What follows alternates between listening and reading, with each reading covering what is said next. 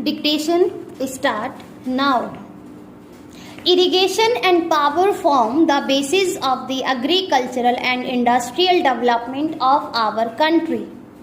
After the draft of the previous 2 years, no one in India needs any reminder about the vital importance of irrigation.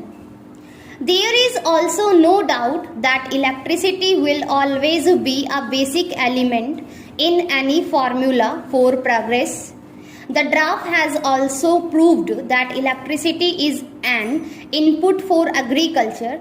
I am glad to be here because an engineers, scientist and technologist, you represent the future as citizens and administrators.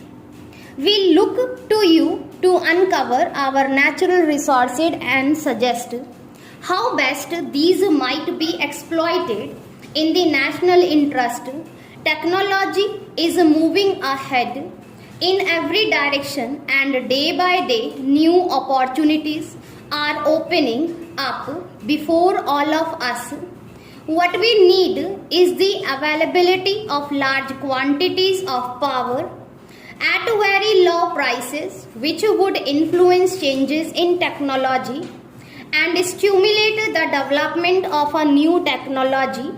We have a vast water resources in the Indo-Gangetic basin, of which I am being constantly reminded by our minister, Dr. K.L. Rao. These must naturally be tapped for irrigation. When one merely thinks of all that our institutions or a board such as yours you can do, the prospects are truly exciting and open up new vistas in many areas of national life. You have already mentioned, Mr. President, the importance of electrification, and I am glad to find that some aspects of rural electrification figure on your agenda. In most of our 5 lakh villages, people are still prisoners of daylight and therefore have a short working day. At one time, we hoped that we would be able to electrify at least 1 lakh villages by 1990, which is the Gandhi centenary year. I still hope that he will somehow manage to reach his target and will continue to make rapid progress towards bringing about electricity to the remaining villages. Today, we are able to build a good deal of the generating and transmission equipment which is required, but we have also to improve the economics of our power generation and transmission so as to supply cheap power to needy consumers and yet earn profits on the operation of our electricity undertakings. The development of regional grids will assist in optimizing the distribution system. This will be a great help to enrich all of us and yield better and quicker results. Only a fraction of the cultivated area is at present irrigated. You, Mr. President, have remarked that we can double the acreage under irrigation so that cropping can be extended. The amount of land available is fixed, but the pressure on the available land is steadily increasing. There is no alternative, therefore, to increasing the efficiency of land utilization and getting higher productivity per acre. Irrigation is one means towards this, and it is important that we utilize fully and rapidly. Such irrigation potential has been already created. I think this requires much closer association than is generally found between the irrigation engineer, the agronomist, and the farm extension worker. Planning for the utilization of water must commence at the time an irrigation project is conceived.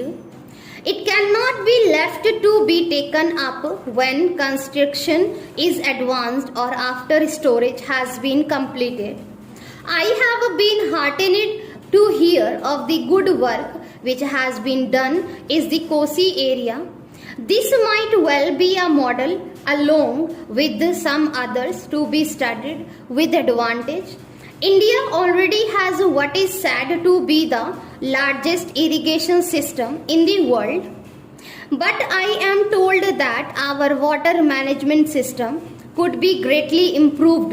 Irrigation can be wasteful and irrigation without drainage can cause damage. Water management and soil conservation constitute sciences in themselves, and I am happy that you are holding a symposium on the problem of water management. Our rivers and our groundwater are national assets which we must use to the best overall advantage. I am deeply concerned that there was sometimes been a controversy over what are termed interstate river waters. I am sure that technical solutions can be found to safeguard the legitimate interest of every region or state, and that these matters are best considered in a rational and scientific manner rather than on the basis of emotion. There is one other aspect, perhaps not directly related to your conference, on which I should like to touch. The development of irrigation, especially in arid tract, is often a starting point of an economic and social revolution. It demands more tractive power and creates new demands for roads, markets, and processing and storage facilities. The stimulus which irrigation provides to agriculture also generate new and additional incomes, much of which are invested in the facilities earlier described. A part of it also goes into village improvement schemes, the renovation and modernization of individual homes, the paving of streets, the digging of wells, and so on. I believe this kind of development offers an unrivaled opportunity to promote a new village movement.